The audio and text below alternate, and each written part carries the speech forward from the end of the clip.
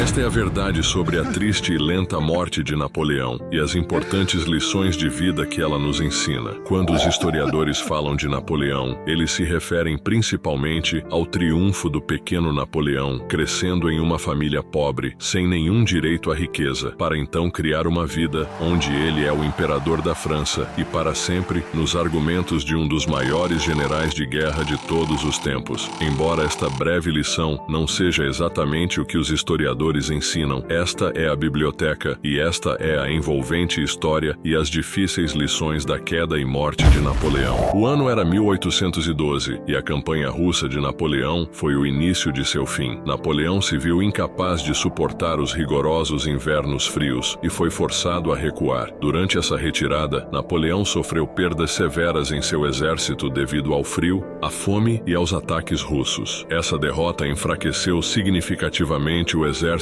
de Napoleão, a ponto de as nações inimigas reconhecerem sua degradação na força militar. Isso deu início à Sexta Coalizão no ano seguinte, em 1813, onde um número formidável de potências europeias se aliou para derrubar Napoleão e seu exército francês. As principais potências dessa aliança incluíam Rússia, Prússia, Áustria, Reino Unido, Suécia, Espanha, Portugal, Sicília e um grande número de estados alemães. Temendo a força dessa união, Napoleão iniciou uma campanha de ataques para quebrar individualmente a coalizão. Isso teve algum sucesso no início, mas eventualmente levou à Batalha de Leipzig em outubro de 1813, que acabou sendo uma derrota decisiva para Napoleão e o levou ao exílio na ilha de Elba em 1814. No entanto, isso não marcou o fim da história de Napoleão. De alguma forma, ele conseguiu escapar da ilha e retornar à França, marchando para Paris e retomando seu lugar como imperador durante os 100 dias, como é conhecido na história. Neste momento, Napoleão estava cheio do desejo de fazer a maior volta por cima de todos os tempos, mas isso não durou muito. Em junho de 1815, ocorreu a Batalha de Waterloo, que encerrou a carreira militar de Napoleão. Ele foi forçado a se render aos britânicos, que o exilaram pela segunda vez. No entanto, este exílio foi diferente. Eles queriam garantir que não houvesse fuga e tiveram sucesso ao colocar Napoleão e alguns de seus seguidores leais na ilha de Santa Helena em outubro de 1815, onde Napoleão viveria depressivamente os próximos 5 anos antes de sua morte. Meus alunos, há muitas lições na queda de Napoleão. No entanto, uma das principais lições nos ensina que ser excessivamente ambicioso, sem considerar os desafios, pode levar ao sucesso, mas a excessiva confiança pode resultar em uma queda. Inscreva-se para mais lições.